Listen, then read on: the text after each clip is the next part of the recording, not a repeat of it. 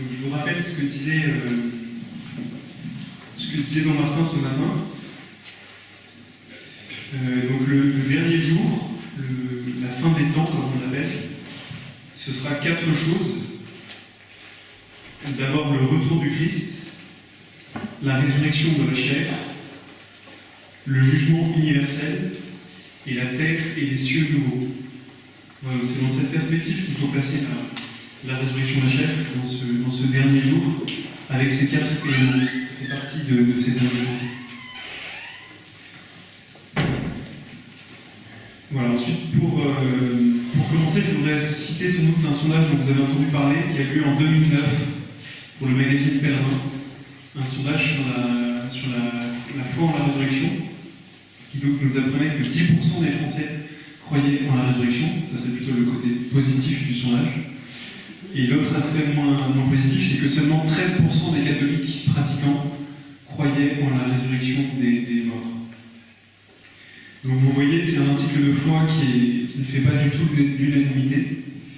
Et on voit d'ailleurs dans l'Évangile comment les disciples eux-mêmes ont du mal à comprendre et à croire à cet article de foi. Je vous rappelle la descente des disciples après la transfiguration, lorsque Jésus leur défend de parler de ceci avant que le Fils de l'homme ne soit ressuscité des morts, et que Marc nous dit qu'ils se demandaient entre eux ce que ça pouvait bien signifier ressusciter d'entre les morts. Donc c'est la première chose que je voulais vous dire, c'est la difficulté particulière que rencontre cet acte de foi. Le catéchisme nous le rappelle bien. Donc dès le début, la foi chrétienne en la résurrection des morts a rencontré incompréhension et opposition. Saint Augustin lui-même nous le rappelle, qui a notamment lutté sur ce point-là. Sur aucun point, la foi chrétienne ne rencontre plus de contradictions que sur la résurrection de la chair. Et on a aussi en mémoire Saint Paul qui, face à l'aréopage dans les Actes des Apôtres, acte 17, je ne sais pas si vous vous souvenez, il arrive à Athènes, il commence à prêcher, il parle du Dieu inconnu, et les gens l'écoutent, mais dès qu'il commence à parler de résurrection de la chair, voilà, les gens se moquent de lui. Les uns se moquent, les autres disent « nous t'entendrons là-dessus une autre fois ». Voilà, donc une difficulté qui a été rencontrée à toute époque, et plus particulièrement à notre époque. Ça, c'est ce que nous dit donc, Jean-Paul II dans son audience du 4 novembre 1998. Aujourd'hui, on n'a pas forcément de rejet de la croyance en l'immortalité de l'âme. Beaucoup de gens croient que l'âme est immortelle, mais pourtant la résurrection des morts n'a pas du tout bonne presse. Au contraire, on préfère l'idée de réincarnation, on préfère l'idée d'une survivance de l'âme d'une manière ou d'une autre, mais on n'a pas l'idée de résurrection de la chair.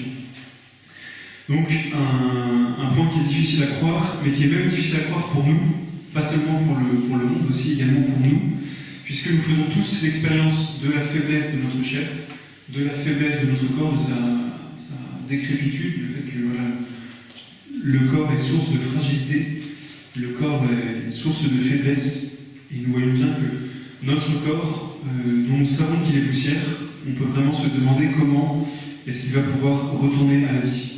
Au contraire, on se dit plutôt que ce corps va retourner à la poussière. Donc voilà,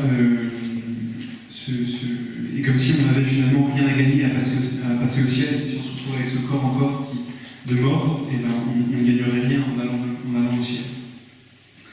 Voilà, donc deuxième chose que je voudrais vous dire, c'est la place de ce mystère de notre foi, puisque c'est assez paradoxal, mais ce mystère est vraiment capital de notre foi.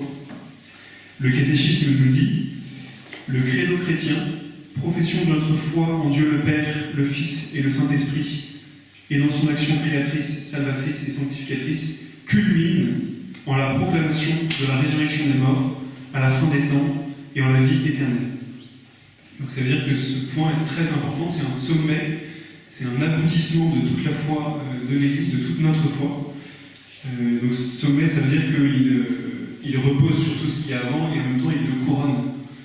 Donc on peut vraiment voir que le mystère de la résurrection de la chair n'est pas du tout un mystère annexe, un mystère secondaire. Au contraire, c'est vraiment un mystère qui met en jeu toute notre compréhension de Dieu. On ne peut pas dire, d'une certaine manière, moi je suis chrétien, mais je choisis, je ne veux pas la résurrection de la chair. Je veux bien croire que Dieu est bon, que Dieu nous aime, mais je ne crois pas en la résurrection de la chair. C'est ce que disait normalement hier, hein, lorsqu'on choisit les articles de foi, on fait ce qu'on appelle une hérésie. On dénature la foi, on transforme notre foi. Et cela, c'est lié à ce qu'on appelle l'unité de la foi, le sens de la foi, tous les mystères qui ont été révélés dans le Christ et auparavant par les prophètes, se tiennent entre eux, ils ont un lien entre eux. Il y a un seul Dieu, une seule foi, un seul Rédempteur. Et en l'occurrence, ce mystère de la résurrection de la chair, on peut le mettre en lien avec 3 éléments de notre foi. Le mystère de la création, le mystère de l'incarnation et le mystère de la rédemption. C'est ce que dit aussi le catéchisme au paragraphe 1015. Nous croyons en Dieu qui est le créateur de la chair. Nous croyons au Verbe fait chair pour racheter la chair. Nous croyons en la résurrection de la chair, achèvement de la création et de la rédemption de la chair. Voilà, donc tous les mystères se tiennent entre eux. Voilà, je fais un petit point donc, sur le terme chair à partir du numéro 990. Donc le terme chair, nous dit le catéchisme, désigne l'homme dans sa condition de faiblesse et de mortalité. Il faut bien avoir ça présent à l'esprit pour toute la suite de ce que je vais vous dire. Donc je vais développer 5 parties. Une première partie sur le rapport sur la foi en la résurrection des morts. Une deuxième partie. Est-ce que vous auriez encore un exemplaire en plus ou pas? Oui, ça.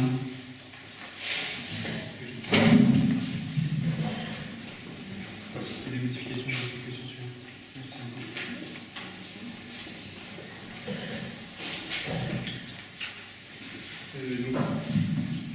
Deuxième partie sur ce que n'est pas la résurrection, un petit peu les écueils de la résurrection. Troisième partie sur le rapport de la résurrection du Christ avec notre résurrection.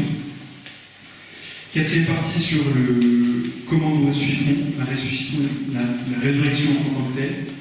Et cinquième partie, si j'ai le temps, c'est en bonus, les conséquences de cette résurrection dans notre vie d'aujourd'hui, qui sont en lien avec le thème de la session d'eschatologie, comment vivre aujourd'hui déjà de l'eschatologie.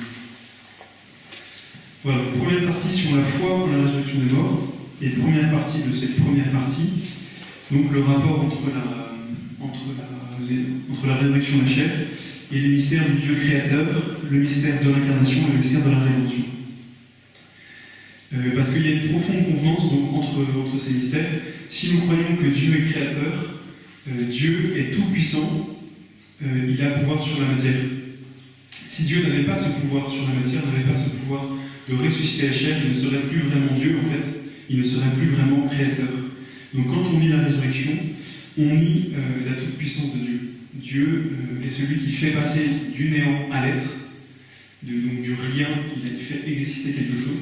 Il n'y a pas de puissance qui soit plus grande que celle-ci. Et donc si on croit dans cet article de foi de Dieu créateur, c'est absurde de ne pas croire que Dieu puisse ressusciter les corps. Alors bien sûr, ce qui n'est pas évident à comprendre, c'est que Dieu n'est pas créateur comme nous sommes, parce que nous, on part toujours d'un matériau quand on crée, on transforme en fait ce que Dieu nous donne, alors que Dieu lui crée vraiment à partir de rien, à partir du néant. Ça, nous, on ne peut pas le comprendre en fait par notre intelligence. On peut comprendre qu'il y a des choses qui ont besoin qui ne peuvent pas exister nécessairement, mais on a du mal à s'imaginer la création à partir du néant. Voilà. Donc, premier point, Dieu est créateur. Et dans ce premier point, deuxième chose, Dieu est créateur de l'homme et créateur de tout l'homme, corps et âme. Dieu est créateur de la matière et Dieu ne rejette pas ce qu'il a fait. Vous savez, c'est l'entière ouverture de la messe grégorienne du début du carême. Tu n'as haï rien de ce que tu as fait. Dieu ne rejette pas ce qu'il a fait. Il n'y a pas donc, tout ce qui est dans la création de Dieu est bon.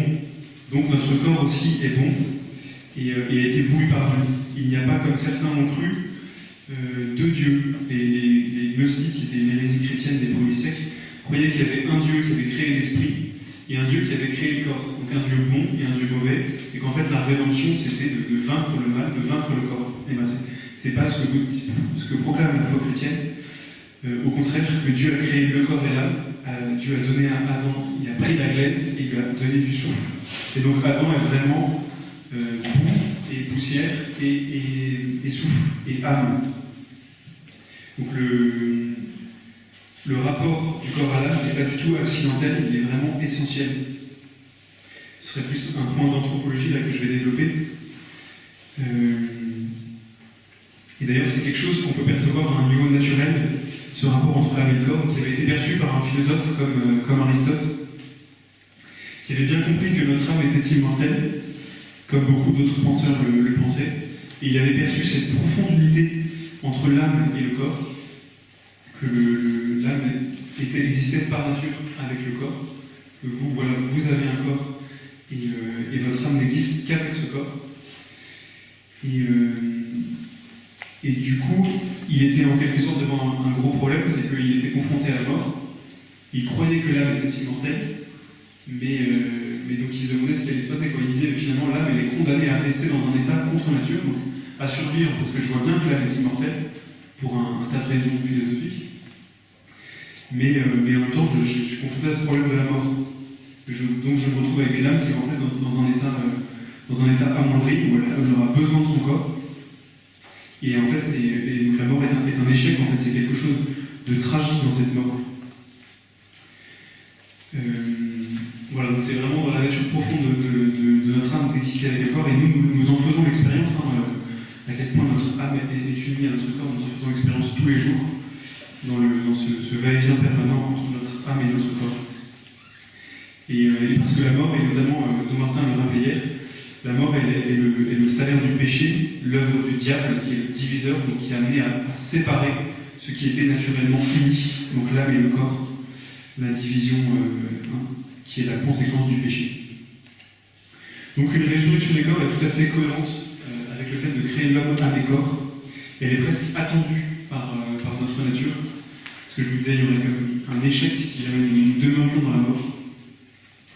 Et donc l'âme, il est tout à fait cohérent que l'âme retrouve son corps, notamment parce que le mode d'agir de Dieu ne détruit pas ce qu'il a fait. Vous savez, vous connaissez peut-être ce principe théologique, qui est vraiment un principe très important que vous pourrez retenir.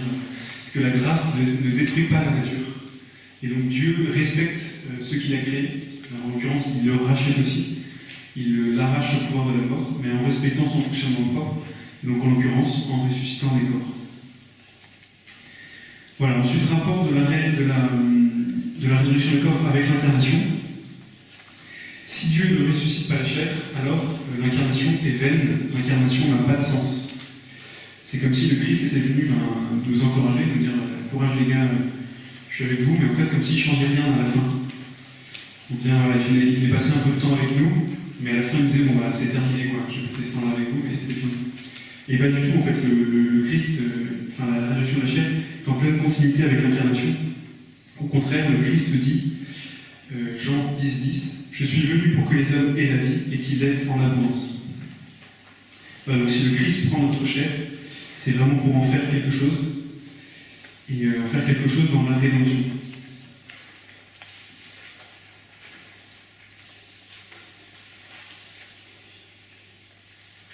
Toute la mission du Christ est tendue vers cela.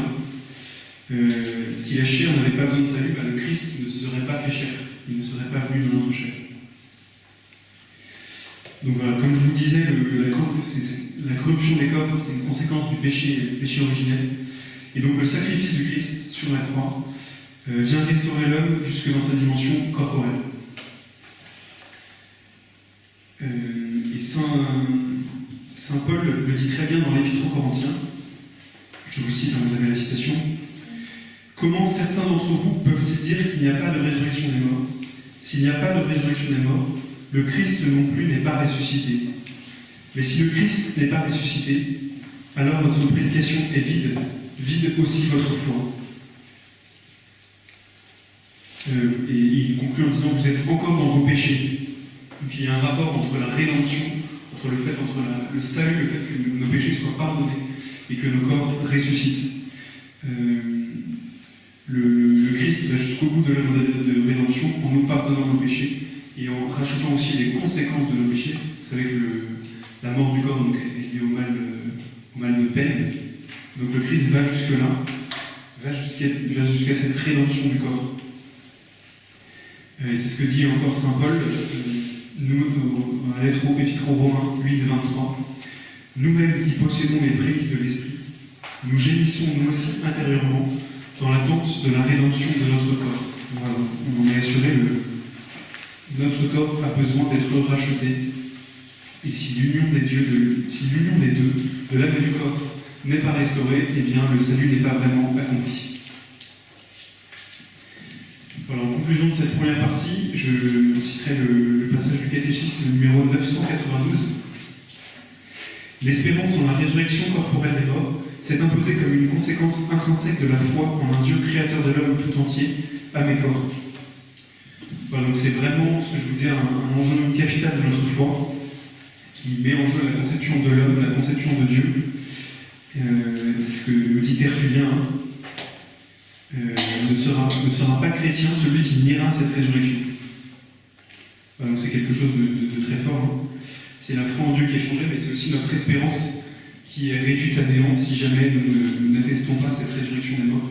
Finalement, il y aurait une vanité à croire en Jésus, à croire en ce qu'il a fait, si jamais nous ne croyons pas aussi à la résurrection des corps.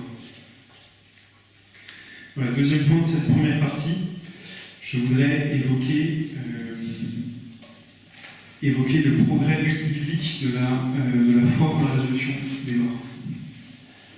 Puisque ce dogme n'est pas réglé en un seul instant, mais il a mis du temps à être compris, d'abord chez les Juifs, et ensuite dans le Nouveau Testament chez les chrétiens. Alors on trouve déjà dans l'Ancien Testament des éléments en faveur de l'idée d'une résurrection des morts, qui vont s'affirmer progressivement de plus en plus à travers toute l'histoire. Alors je ne vais pas vous faire toute l'histoire, hein, mais je vais vous simplement rappeler 2 ou 3 éléments. On commence d'abord par admettre l'idée qu'il y a une vie après la mort, que les âmes des gens qui ont vécu sur Terre ne sont pas détruites, mais qu'il demeure quelque chose. L'existence du Sheol, d'un lieu où vont les âmes, qui correspondrait un petit peu à l'enfer grec, l'existence d'un lieu où vont les âmes, donc très tôt dans la foi juive, enfin progressivement plutôt, on se rend compte qu'il y a une immortalité de l'âme, une immortalité qui est affirmée par le livre de la sagesse. Mais qui met quand même du temps à se mettre en place. Hein, c'est progressivement en déployant un petit peu la compréhension de l'alliance que Dieu fait avec son peuple, on comprend petit à petit que cette alliance n'est pas seulement pour cette terre, mais cette alliance est en même temps, s'ouvre à quelque chose de plus grand, à un horizon plus vaste que le monde que nous connaissons, mais elle est appelée à l'éternité au ciel, en fait, c'est un petit peu la nouvelle alliance qui est contenue dans l'ancienne alliance, qui se révèle progressivement, qui est annoncée progressivement par le messianisme qui est annoncé par les prophètes. Et notamment qui passe par l'exil à Babylone, et par que les prophètes annoncent, mais lorsque le retour à Jérusalem est présenté comme une résurrection, comme le fait de revivre. Nous avons plusieurs prophètes qui nous en parlent. Isaïe, qui nous dit « Tes morts revivront, tes cadavres ressusciteront ». Vous avez peut-être aussi en tête le passage d'Ézéchiel, lorsque le prophète est emmené par Dieu dans une vallée où il y a des ossements desséchés, et où le prophète voit les ossements revenir à la vie, la chair qui pousse sur ses os. Voilà, donc cette alliance que les Juifs comprennent comme appelée à être définitive et scellée notamment par une diffusion surabondante de l'Esprit qui annonce l'œuvre de l'Esprit Saint au dernier temps, lorsque l'Esprit Saint, ce sera l'œuvre de la Trinité, mais en particulier de l'Esprit qui habitera nos corps au ciel, et en lien avec ce que les prophètes annonçaient, à savoir que tout le peuple deviendrait eux-mêmes prophètes et emplis de l'Esprit Saint. Voilà, donc progressivement, Israël commence à comprendre cette vérité de la résurrection de la chair, une vérité de la résurrection de la chair qui est pour tous, qui est réaffirmée juste avant la venue du Christ par le prophète Daniel. Alors dans le Nouveau Testament, le Christ lui-même assume cette résurrection de la chair. Il la confirme, notamment lors de ses disputes avec les Sadducéens. Il leur dit notamment « N'êtes-vous pas dans l'erreur en ne connaissant ni les Écritures, ni puissance de Dieu. Donc ça revient sur ce que je disais tout à l'heure. Les Écritures annoncent cette résurrection et c'est la puissance de Dieu qui va opérer cette résurrection de la chair. Et puis le Christ dit également Dieu n'est pas le Dieu des morts, Dieu est le Dieu des vivants. À un moment il dit, je ne sais pas si vous vous souvenez, il cite Moïse qui parle du Dieu d'Abraham, Dieu d'Isaac, Dieu de Jacob. Et donc il dit comment ce Dieu peut-il être le Dieu d'Abraham si jamais Abraham est définitivement mort. Et puis le Christ lit donc dans le Nouveau Testament sa résurrection à sa personne. Voilà, je reviendrai peut-être plus après sur ce point, mais il dit « Je suis la résurrection et la vie ». Donc il accomplit les promesses messianiques en sa personne et en sa résurrection. Et je développerai davantage ce point ensuite. Voilà, deuxième partie sur ce que n'est pas la résurrection, et j'avais commencé notamment par ça. Finalement, on peut être tenté de faire de la résurrection simplement une forme de réincarnation, enfin d'esquiver un petit peu cette difficulté que nous avons avec l'idée de résurrection des corps. Et beaucoup de gens ont voulu voir dans la réincarnation une forme de manière plus simple de garantir l'immortalité de l'âme. Et donc de faire de la résurrection, de reléguer la résurrection aux oubliettes. Donc l'idée de réincarnation en soi, elle est née en milieu païen, elle est née dans des philosophies. On la retrouve dans beaucoup d'endroits. On la retrouve chez Platon, on la retrouve dans toute une philosophie orientale, que ce soit hindouiste ou bouddhiste. Donc c'est quelque chose qui est très présent aussi chez nos contemporains aujourd'hui. On conçoit très bien qu'elle soit suscitée par des aspirations profondes de l'homme, que ce soit une manière un petit peu pratique de répondre à ces aspirations, l'immortalité de l'âme, que beaucoup de personnes peuvent percevoir, et puis le besoin de purification. Vous savez tous ce qu'est la réincarnation, c'est le fait que à sa mort, on ne meurt pas, mais notre âme, alors c'est pas juste de parler d'âme, parce que je vais vous expliquer qu'il n'y a pas d'âme en fait dans la réincarnation, encore que je suis pas tout mais notre âme passe dans un autre corps, et cela en fonction de nos actes. Si jamais dans notre vie nous avons fait des actes bons, nous allons nous réincarner dans une âme, dans une situation qui sera meilleure que la nôtre, qui sera, par exemple, si jamais on est quelqu'un de très riche avec des très belles qualités, c'est que dans nos vies précédentes, on a été quelqu'un qui a posé des actes bons. Et donc en fait, on doit progressivement arriver à l'extinction des réincarnations en faisant des actes bons. Ça, je vous développe plus particulièrement la vision du bouddhisme. Mais du coup, voilà, donc, ça pose un gros problème. D'abord, dans le bouddhisme, je vous disais qu'il n'y a pas de notion d'âme, c'est-à-dire qu'en fait, on n'est qu'une somme d'actes qui est appelée à se fondre dans le grand tout, dont Jacques le disait tout à l'heure, finalement. C'est la compote, on n'est pas appelé, notre personnalité, notre individualité disparaît, elle est dissoute dans le cosmos. Donc ça c'est quand même plutôt embêtant. Ça va complètement contre la foi, mais ça va aussi complètement contre notre expérience de personne individuelle. Et puis le gros problème finalement, c'est que l'âme se sauve elle-même dans la réincarnation. C'est-à-dire que c'est par ces réincarnations progressives que l'âme toute seule va se sauver, va arriver à l'extinction. D'ailleurs, je mets le doigt sur un point important. Souvent, les bouddhistes, il me semble, appellent cela le purgatoire, le fait de se réincarner progressivement pour arriver à l'éveil, pour arriver à l'extinction. On appelle ça le purgatoire. Donc méfiez-vous, si quelqu'un vous parle du purgatoire, de bien préciser ce qu'est le purgatoire. Moi, j'avais un grand-père qui croyait que le purgatoire, qui avait eu des livres un peu ésotériques, qui pensait que le purgatoire c'était des réincarnations successives. Voilà, faut faire attention à ça.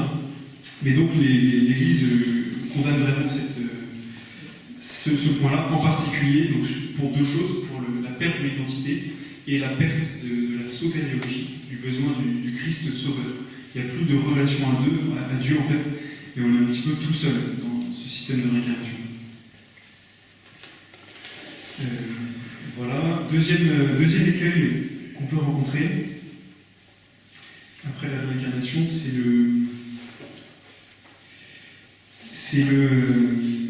la résurrection dans la mort. C'est la théorie selon laquelle les hommes, je crois qu'elle a été demandée par Martin, donc je ne connaissais pas très bien moi avant de travailler le sujet, c'est comme si on avait ressuscité immédiatement au moment de sa mort. Donc c'est une manière un petit peu d'esquiver le problème de l'âme séparée. Lorsque l'âme meurt, elle est dans un un état intermédiaire qui nous pose parfois des problèmes. Et donc là, certains soutiennent que l'âme ressusciterait tout de suite, mais en fait, voilà, ce n'est pas juste. Hein. D'abord, ça pose un problème dans le rapport avec le corps mort, qui reste mort. Je pense qu'on peut aussi avoir une perte d'identité. Enfin voilà, c'est pas forcément très important, mais c'est aussi faux. La résurrection se produira tous ensemble à la fin des temps. Sauf bien sûr pour le Christ et pour la Vierge Marie, puisqu'elle est montée au ciel avec son corps et son âme. Voilà, donc ça, ce sont les écueils qu'il faut éviter quand on parle de résurrection. Ensuite, j'en viens donc à la troisième partie. On aurait pu aussi commencer par là. C'est la résurrection du Christ, promesse de notre résurrection. En fait,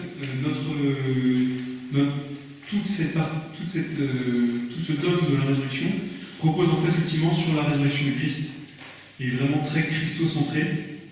C'est par la résurrection du Christ que nous avons l'espérance que nous ressusciterons. C'est ce que dit le Saint Paul dans l'Épître aux Romains. Si l'esprit de celui qui a ressuscité Jésus d'entre les morts habite en vous, celui qui a ressuscité le Christ Jésus d'entre les morts donnera aussi la vie à vos corps mortels par son esprit qui habite en vous. Donc voilà, nous ressuscitons. La plus grande assurance que nous avons de notre résurrection, hein, c'est la résurrection du Christ, qui est le fondement de l'Église, le fondement de notre foi. Et le Christ n'est pas ressuscité seul, il nous dit bien « Je suis la résurrection et la vie », il le dit en Jean 11, 25. Sa résurrection est le commencement et le principe. D'une certaine façon, c'est déjà notre propre résurrection qui est réalisée par la résurrection du Christ. Notre résurrection est déjà contenue dans la résurrection du Christ. Voilà, donc il y aura un lien aussi à faire avec la sotériologie, avec la science du salut, hein, mais on ne peut pas tout développer ici. Le Christ est le principe premier-né d'entre les morts, nous dit encore Saint Paul, l'Épître aux Corinthiens.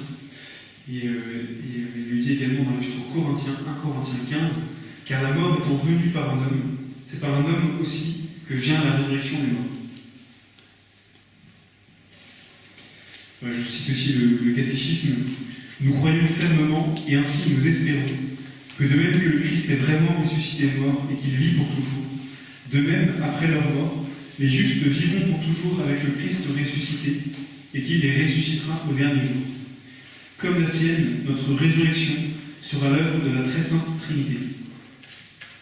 Et au numéro 995, nous ressusciterons comme lui, avec lui, par lui. Voilà, donc le Christ, vraiment fondement, modèle de notre résurrection. Et d'ailleurs, ces deux mystères sont reliés ensemble dans le symbole de Nicée-Constantinople, où il y a ces deux affirmations, hein, il ressuscita le troisième jour conformément aux Écritures, et nous professons juste après attendre la résurrection des morts. Donc voilà, cette résurrection des morts s'étendra à tous ceux qui appartiennent.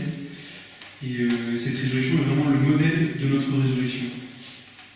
C'est le modèle et la cause. Et donc notre foi en cette résurrection repose sur l'exemple du Christ. Voilà, c'est ce que nous disait Saint Paul, hein, si le Christ n'est pas ressuscité, nous non plus nous ne ressusciterons pas, mais on peut le comprendre aussi de manière plus positive en disant le Christ est ressuscité, donc nous aussi nous allons ressusciter, et comme lui nous allons ressusciter. Voilà, je vais vous citer également peut-être un petit peu davantage sur la manière de cette résurrection. Catéchisme numéro 650. Donc les pères contemplent la résurrection à partir de la personne divine du Christ, qui est restée unie à son âme et à son corps, séparés entre eux par la mort. Citation de Saint Grégoire de Nice. Par l'unité de la nature divine qui demeure présente dans chacune des deux parties de l'homme, donc l'âme et le corps, celles-ci s'unissent à nouveau. Ainsi la mort se produit par la séparation du composé humain et la résurrection par l'union des deux parties séparées. Donc là, on a une explicitation de ce qui s'est passé dans le tombeau. Hein. Voilà, donc le corps du Christ et son âme étaient séparés. Le Christ n'était plus homme, il était vraiment mort. Mais en revanche, chaque partie, séparément, demeurait unie à Jésus, à la personne du Verbe. Et du coup, il a pu les réunir. C'est comme ça que la résurrection, qu'il a opéré sa résurrection. Comme je vous dis ça, c'est un histoire de foi, hein, c'est quelque chose qu'on se représente comme ça.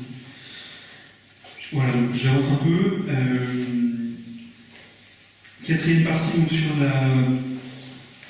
sur les éléments de la résurrection, un petit peu voilà, le cœur de la résurrection, le comment. Voilà, pardon.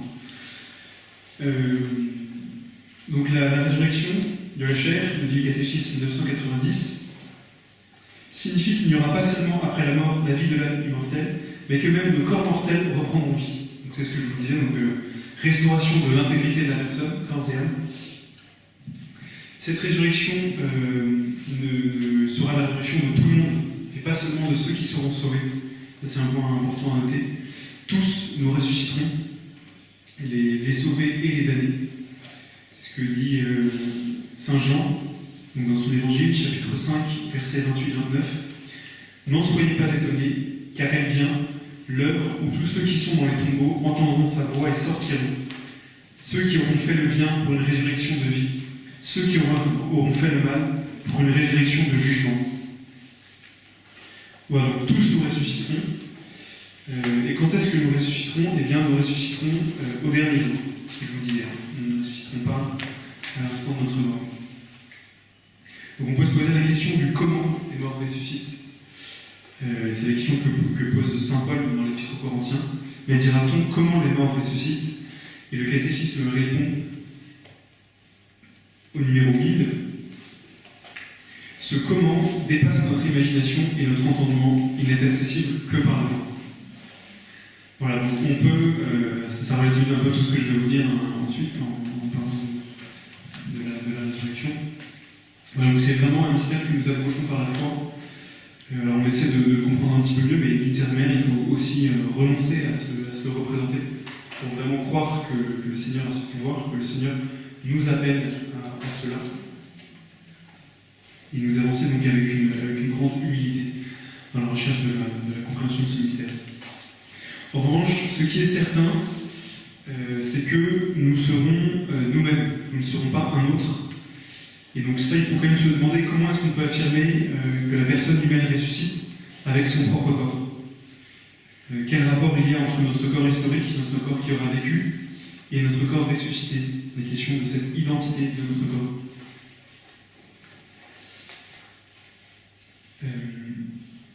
Et alors la réponse que l'on peut faire à ça, c'est que c'est la survie de l'âme consciente qui sauve la continuité et l'identité de la subsistance de l'homme qui a vécu et de l'homme qui ressuscitera. C'est grâce à ça que nous ne cessons pas d'exister, parce que notre âme est immortelle, et nous pourrons retrouver notre corps. C'est l'âme qui crée la continuité, puisque nous voyons bien que notre corps, lui, il meurt. Voilà, donc c'est pas d'abord les éléments matériels. Ce que je veux dire, c'est que les éléments matériels et quantitatifs de notre corps aujourd'hui, ils ne constituent notre corps que parce qu'il y a une âme. L'identité corporelle n'a pas d'existence en soi, elle n'existe que parce que nous avons une âme. Ça, c'est assez important à comprendre.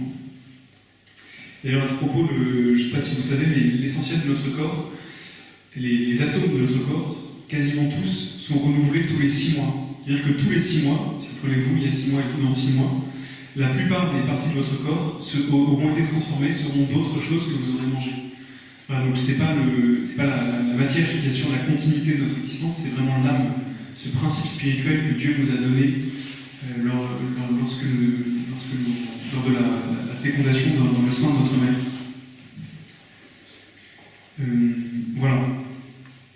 C'est ce qui fait notamment la différence, l'âme, c'est ce qui fait la différence entre 60 kg d'azote, ce de quoi nous sommes composés, il me semble. Je ne suis pas scientifique, mais il me semble que c'est de l'azote. Et vous n'êtes pas 60 kg d'azote qu'on a agité, mais vous êtes 60 kg d'azote qui ont été informés par une âme. Et donc c'est votre âme qui est vraiment la plus importante dans ce composé, qui vous donne d'être ce que vous êtes.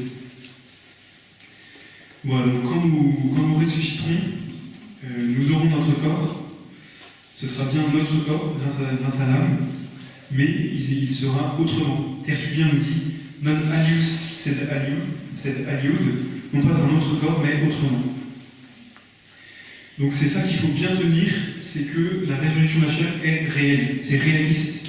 Il s'agit bien de la chair, de la matière que nous allons retrouver au ciel. C'est pas une chair éthérée, il faut se méfier d'une mauvaise compréhension du corps spirituel. Le corps spirituel, ce n'est pas un corps qui n'aurait pas de matière. Il y aura de la matière au ciel. Ce que je disais tout à l'heure, le Seigneur assume ce qu'il a créé. Donc il y aura de la matière, mais qui sera dans un autre état que celui que nous connaissons. Voilà, donc c'est bien tenir cette idée d'un réalisme, mais qui n'exclut pas la transformation des corps qui vivent sur terre encore glorieux. Donc ce seront les mêmes corps, mais transfigurés par la gloire.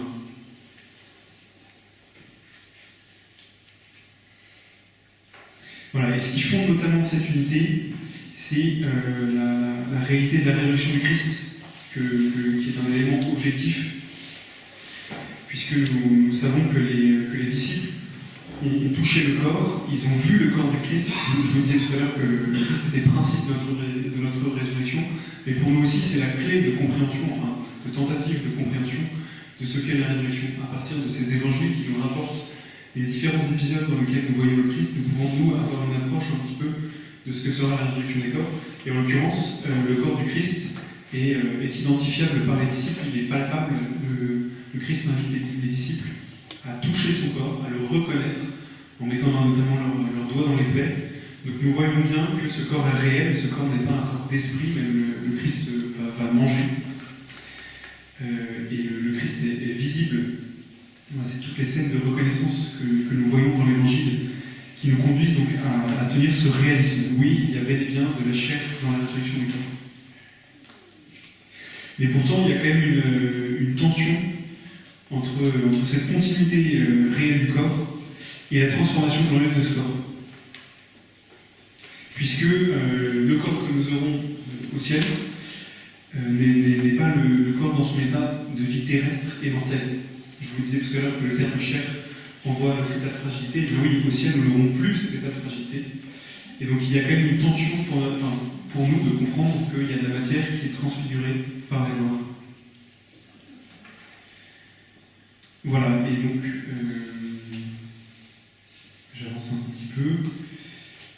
Donc nous savons que notre chair passera d'une dimension mortelle et corruptible à une dimension immortelle et incorruptible. Voilà, l'Église n'a pas enseigné que ce soit la même matière. C'est pas nécessaire que ce soit la même matière au ciel et ici. Et pourtant, on postule qu'il y a un lien entre les deux, notamment grâce à ce que je vous disais, à cet exemple du Christ qui lui a vraiment retrouvé son corps. Mais ce n'est pas d'abord une question d'atomes, que ce soit bien vos atomes à vous, mais c'est d'abord ce que je disais tout à l'heure, une question d'avoir un corps, et que ce corps corresponde à votre âme. Voilà, c'est notre âme, avec tout ce qu'elle aura vécu, qui recevra à nouveau un corps qui lui permettra d'être totalement, pleinement elle-même. Alors, j'avance un peu parce que je m'attarde. Donc je vais reprendre un petit peu des caractéristiques du corps glorieux. Donc ce corps qui est transformé par le Christ, c'est lui qui transformera nos pauvres corps à l'image de son corps glorieux, avec la puissance qui le rend capable aussi de tout dominer. Philippiens 3, 21. Donc le corps que nous aurons sera délivré de toutes les conséquences du péché originel, et il aura notamment plusieurs caractéristiques: l'impassibilité, la subtilité, l'agilité et la clarté. Je vais les détailler un petit peu, c'est des points qui ont leur importance. Donc premier point, le corps glorieux est un corps spirituel. Donc, je vous disais, ça ne s'oppose pas au fait d'être matériel. Ce que cela veut dire en fait, c'est que l'esprit domine totalement le corps et l'imprègne totalement.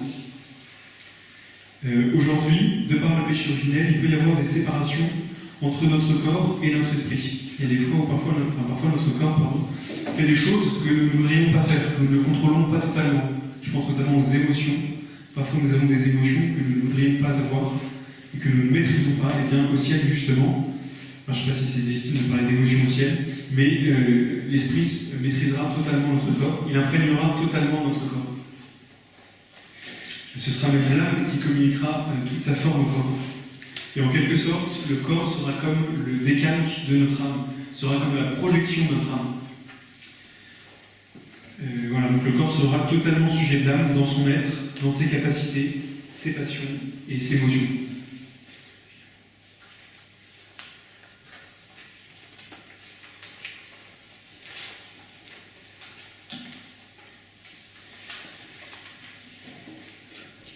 Voilà, donc, et donc cela est à mettre en lien, cette spiritualisation du corps, il faut la mettre en lien avec la vision béatifique. Si nos corps seront ainsi, c'est parce que nous verrons Dieu. Lorsque l'âme est face à Dieu, elle est pleine d'un bonheur total, elle est transfigurée et transformée par cette vision divine. Et il se passe une transformation qui est analogue, la même transformation glorieuse du corps à la résurrection, et elle est faite en ce qui concerne le corps de cette vision. Donc ce qui est premier, c'est que nous verrons Dieu, et cette vision de Dieu aura des répercussions dans tout notre corps. C'est pour ça d'ailleurs que notre corps jouira au maximum. Nos sens ne seront pas inactifs, ne seront pas éteints, mais au contraire seront tous dans la plénitude de la jouissance. Tout ce qu'on peut goûter aujourd'hui, au ciel, on sera davantage comblé. Tous nos sens seront au maximum de leur jouissance au ciel. Voilà, donc le corps spirituel, c'est un corps conformé par l'influence de l'esprit, et non pas seulement de l'âme. Et le corps est comme la manifestation matérielle de notre âme, en l'occurrence face à Dieu. Il reflète tout ce qu'il y a de notre âme. Deuxième caractéristique de ce corps, c'est qu'il sera immortel. Plus de mort, l'homme ne pourra plus être détruit. Apocalypse 21.4, la mort n'existera plus. Isaïe 25.8, le Seigneur a fait disparaître la mort à jamais. Voilà, donc un corps immortel, un corps incorruptible, donc la matière qui ne se corrompra plus, il n'y aura plus d'accroissement, on ne grandira plus, on n'aura plus besoin de manger, il n'y aura plus de dimension animale dans notre vie. D'où le fait aussi qu'on ne prenne ni mari ni femme à la résurrection. Et il n'y aura plus notamment de fatigue. Et ça joue en fait, ça c'est l'impassibilité. Nos corps non plus au ciel ne souffriront plus. C'est ce que nous dit le livre de l'Apocalypse. Il n'y aura plus de peur, de cris, de tristesse. Il n'y aura plus de faim ou de soif. On ne sera plus accablé ni par le soleil, ni par le vent brûlant. Et Dieu essuiera toute larme de nos yeux. Voilà, plus de faim, plus de soif. Donc nous serons totalement comblés. Nos corps ne souffriront plus. Cinquième point sur le corps, cinquième caractéristique, c'est que notre corps sera lumineux. Notre corps sera reflet de ce que je vous disais tout à l'heure, reflet du fait que nous contemplons le Seigneur. Donc il sera transfiguré, comme le Christ lors de la transfiguration, qui est d'une blancheur éclatante. On peut penser aussi à la conversion de Saint Paul, lorsque Paul tombe de cheval en acte 9, dans les Actes des Apôtres, chapitre 9. Il voit le Christ avec une blancheur immense. Blancheur donc qui est le reflet de la clarté du Christ, qui se répercutera sur nos corps. Voilà, et les damnés eux-mêmes, eux aussi, l'état de leur âme sera reflété sur leur corps, puisqu'ils n'auront pas tous ces dons. Donc notamment, c'est pour ça qu'on parle des pleurs et des grincements de dents. C'est ça que ça veut dire, c'est que dans leur corps, ils manifesteront cet état de souffrance, cet état d'absence de Dieu. Donc la résurrection, c'est pas seulement le fait de retrouver son corps, mais c'est aussi un état tout à fait nouveau de la vie humaine elle-même. C'est une nouvelle soumission du corps à l'esprit. C'est pas un retour à l'état antérieur, même si on retrouve quelque chose de l'état antérieur, mais c'est quelque chose de nouveau, c'est quelque chose de plus parfait, de plus abouti encore.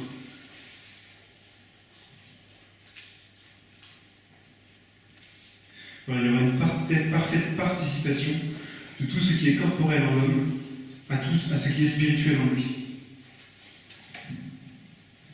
Voilà, je vais terminer, je suis un petit peu en train de dépasser. Sur la résurrection avec le Christ, ce sera la dernière partie, peut-être une forme de conclusion. Le fait que voilà, les Écritures nous disent que Cette résurrection du Christ implique des choses dans notre vie dès aujourd'hui.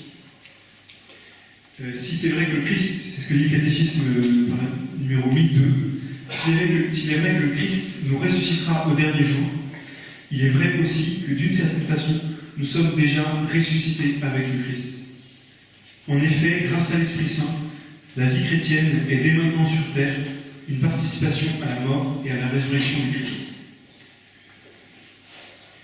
Voilà, donc par le baptême, nous avons été ensevelis dans la mort du Christ, et c'est pourquoi Saint Paul commence cela en disant nous ne pouvons pas faire n'importe quoi de notre corps, mais le traiter déjà comme quelque chose qui va ressusciter. Nous devons avoir un profond respect pour notre corps, et respect notamment pour le corps de nos frères. Voilà, c'est ce que nous devons retenir aujourd'hui, ce rapport à notre corps qui est appelé à partager la vie de Dieu au ciel.